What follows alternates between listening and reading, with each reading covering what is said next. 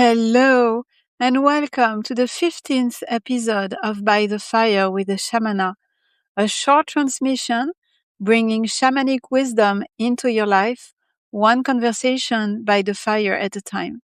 It is intended as a form of medicine to heal, open perspective, raise consciousness, and help you regain more freedom and power over your life.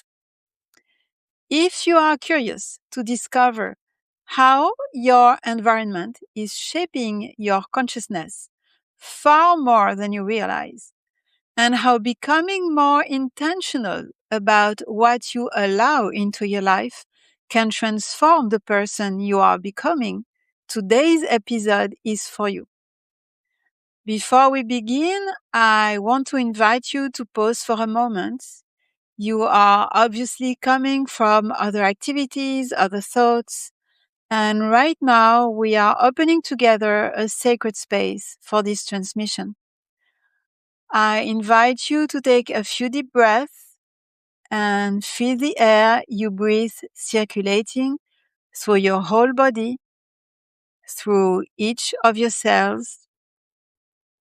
Feel your whole body relaxing, becoming more present, more receptive, ready to activate your listening and learning abilities. And as you arrive more fully into this space, ask yourself, what is your state in this moment? How do you feel? If there is a comment section on the app where you're listening to this episode, I invite you to write how you feel there so we can include it together in this sacred space. And now, when you feel ready, enter. Last week, we explored the idea that every decision begins with an inner movement. We discovered that moving away from something and moving toward something are not the same movement, and that understanding the energy behind our decisions helps us make more conscious choices. This week, I would like to explore another aspect of transformation that also influences every change we try to make.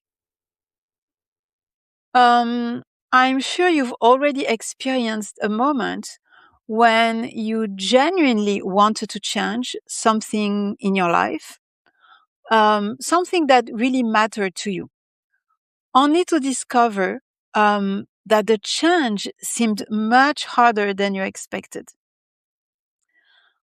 Not because you lacked motivation or willingness to change, but because the environment in which you were living wasn't supporting that change. Perhaps you wanted to change careers, start your own business, embrace a healthier way of living, while the people closest to you simply could not understand why you are changing. Changing yourself is already challenging. Trying to change while remaining in an environment that continually reinforces the person you have always been requires far more energy. Years ago, I came across a sentence from, I believe it was Jim Rohn, that intrigued me.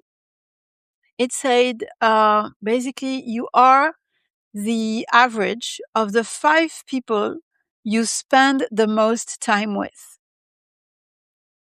At the time, my reaction was that can be true. I am me, the people around me are themselves. Of course, we influence one another in some way, but surely not to that extent. And yet the sentence stayed with me. So I decided to look at it more honestly. And I began paying closer attention to the people who were closest to me. Not to judge them, and certainly not to question those friendships, but simply to understand what naturally brought us together. And what I discovered was much more subtle than I expected. We had different personalities, different life stories, and often very different backgrounds. But underneath those differences, we also shared a similar way of looking at life. Certain values felt obvious to all of us. Some possibilities felt completely natural, while others never even became part of our conversations. And without realizing it, we were constantly reinforcing the same way of seeing the world. That was the moment my understanding of Jim Rohn's sentence began to expand. I realized there is something deeply comforting about surrounding ourselves with people who naturally understand us. It makes us feel accepted. We feel that we belong. Um, and there is something deeply beautiful about that. But I also realized that discomfort can sometimes become one of the reasons change feels so difficult. If nobody around us is living the life we are trying to create, it becomes much harder to imagine that life as something that is truly possible. So I don't believe this means we need to walk away from the people we love. In fact, I don't believe that at all. But I do believe that sometimes the most supportive thing we can do for ourselves is to gently expand our circle. Sometimes meeting just one or two people, who already embody the direction in which we want to grow is enough to make the future feel more real, more accessible, and much less extraordinary. And as I continued reflecting on this, I realized that the same principle extends far beyond the people around us. One of the things I love about the shamanic tradition is that it naturally invites us to pay attention to the quality of our relationship with everything that surrounds us. In the shamanic worldview, our environment is never just a backdrop of our lives. We are constantly in relationship with it. It includes the conversation we keep having, the books we choose to read, the podcast we listen to, the information we consume. And it also includes the places where we spend our time, the forest we walk through, the animals we encounter, the plants we care for, the altar we sit in front of, the object we choose to surround ourselves with, and the people with whom we choose to walk the path. Most of these relationships seem completely ordinary. They are part of our routine, and yet they are constantly influencing the way we perceive ourselves and the world around us. There is another sentence from Jim Rohn that has stayed with me over the years, and it says, "Stand guard at the door of your mind." I've always loved that image because it reminds me that awareness is not only about paying attention to what is happening inside us. It is also about paying attention to what we continuously allow to enter our inner world. Every conversation, every relationship, every piece of information we repeatedly expose ourselves to leaves an imprint, whether we notice it or not. Becoming more conscious of our environment is therefore not about controlling everything around us. It is about taking responsibility for what we repeatedly invite into our consciousness. Changing your life is never only about changing yourself. It is also about becoming aware of everything that is silently participating in the person you are becoming, and consciously choosing the relationships that nourish that transformation. So before we close, I would simply invite you to reflect on those two questions. Who already embodies the direction in which I want to grow? And what kind of environment would truly support the change I want to make in my life? Now, as in every episode, I would like us to experience this transmission together. Before we begin this exercise, just a quick reminder to use your judgment and stay safe if you are driving or doing any activity that requires your full attention. So if you feel comfortable, I invite you to gently close your eyes for a moment and simply take a slow breath. Allow your body to soften a little. Relax your shoulders, your jaw, your face, and simply notice the space your body is occupying right now. Now, I would like you to bring to mind a moment when you genuinely wanted to change something important in your life, but that desire was not met positively by the people around you. Perhaps they questioned your decision or dismissed your idea.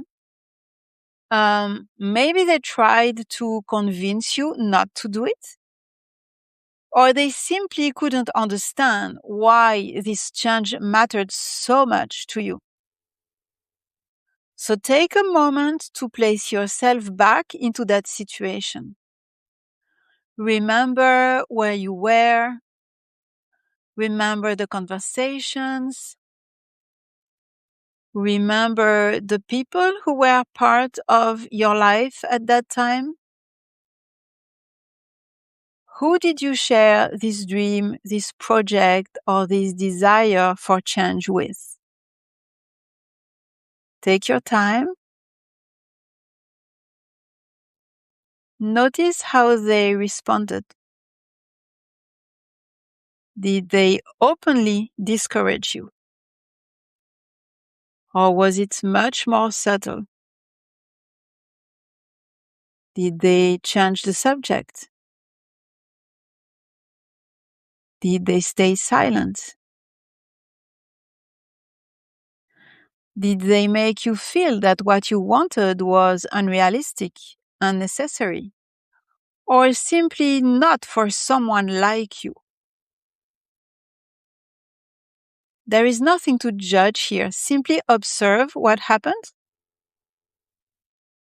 And now ask yourself one final question. Looking back today, how much did that environment influence what happened next? Did it make you doubt yourself? Did it slow your progress? Did it delay your decision? Did it lead you to give up? Or did it simply require much more energy to keep moving forward? Whatever the answer is, simply notice it with honesty. because awareness is the first step toward consciously choosing the environment that will support the life you are trying to create. Now take one final slow breath. And when you feel ready, gently bring your attention back to the space around you. Now, I would like to leave you with a simple integration practice to continue exploring this concept during the week ahead. This week, I invite you to become curious about your environment. Not only the places where you spend your time, but also the people you speak with, the conversations you keep having, the information you consume, the books you read, the podcasts you listen to. What pops up first when you open your computer? Basically everything you repeatedly expose yourself to throughout the day. There is nothing to change. Simply observe as you move, through the week. Ask yourself from time to time, what is this environment inviting me to believe? How is it influencing the way I see myself and the world around me? What patterns keep repeating in my environment? Is this environment supporting the person I'm becoming or the person I have always been? And again, there is nothing to judge. The invitation is simply to become aware. So what this episode invites us to remember is that transformation is never only an inner journey. When you consciously begin to shape your environment so that it supports the person you are becoming, you no longer have to use all of your energy fighting against it. And that energy becomes available for your growth instead. So before we close this sacred space together, I invite you to take one final deep breath. You inhale through the nose and you exhale through the mouth. And you simply notice how you feel compared to the beginning of the episode. You can also take a mental note about what you want to take with you from this moment by the fire today. We can now close this sacred transmission space together. The journey continues within you. Walk gently, walk consciously, and remember, you are never walking alone. If the energy of this transmission resonated with you, I would be truly grateful if you chose to share it as you feel appropriate. Because every time this sacred space is shared, its energy continues to expand and reach the people who may need it most. You can also continue and deepen the journey with me on Substack. That is where I share Whispers from the Shamana, a weekly publication to nourish your deeper self and slowly awaken the shaman within. The address is thedigitalshamana with an A at the end, .substack.com. Thank you truly for your presence here today, for taking this moment for yourself, and for stepping into this space. And I will see you by the fire again very soon.